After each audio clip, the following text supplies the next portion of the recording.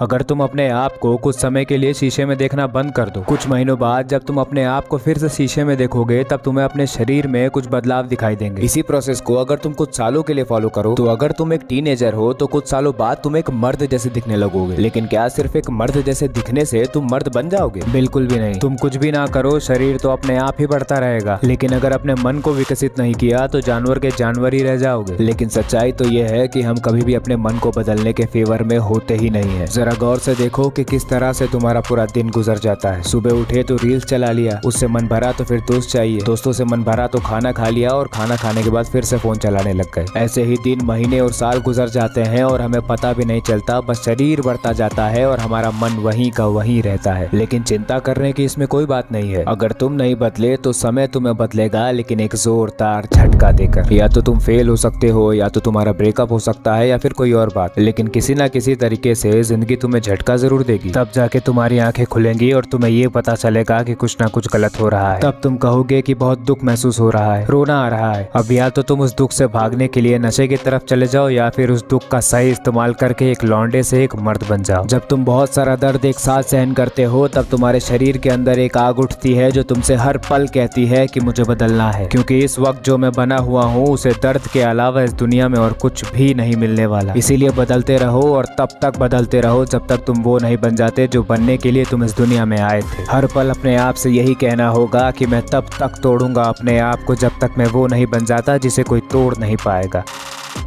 अगर तुम उस व्यक्ति से मिलना चाहते हो जो अपने आप को बदलने का संकल्प ले चुका है तो उसे तुम दो जगह पर पाओगे। या तो तुम उसे किसी जिम में वर्कआउट करते हुए पाओगे, या फिर अगर तुम्हें किसी स्टडी टेबल पर बहुत ही फोकस के साथ कोई व्यक्ति पढ़ता हुआ दिखे तो समझ जाना ये वही है। इन लोगों को जरा गौर से देख लेना, क्योंकि तुम भी कुछ ऐसे ही हो जाने वाले हो। तुमने कभी न कभी इन लोगों के बारे में ऐसा भी सोचा होगा कि इतना कोई कैसे पढ़ सकता है, या फिर वर्कआउट के साथ इतना कंसिस्टेंट कोई कैसे रह सकता है। जब अंदर अपने आप को बदलने की आग लगी होती है और जिंदगी हर पल तड़पा रही होती है तब इंसान कुछ ऐसा ही हो जाता है। तुम्हें भी ऐसा ही हो जाना है, और जब तुम ऐसे हो जाओगे तो जो तुम्हारे जैसा होगा वो तुम्हारे साथ हो जाएगा, और जो अभी भी वैसी ही जिंदगी जीना चाहता है वो तुमसे अलग हो जाएगा। चिंता मत करो, तुम्हें किसी को हटाने की जरूरत नहीं होगी, सब कुछ अपने आप होगा। क्योंकि जब तुम आग के जैसे जलने लग जाओगे तो तुम्हारे आसपास के सारे मोम के पुतले पिघलने लग जाएंगे। मुश्किल से एक दो दोस्त होंगे तुम्हारे, और उनसे भी तुम बहुत कम ही मिल पाओगे, क्योंकि वो भी कहीं ना कहीं आग लगा रहे होंगे। अगर तुम सही रास्ते पर चल रहे होगे तो तुम्हें अकेले होने पर कभी भी डर नहीं लगेगा, क्योंकि पहले तुम झुंड का हिस्सा रहकर ये देख चुके हो कि तुम्हारा कोई फायदा नहीं हुआ। तुमने संकल्प बांध लिया है अपने आप को बदलने का। अब कोई साथ चले या ना चले कोई फर्क नहीं पड़ता।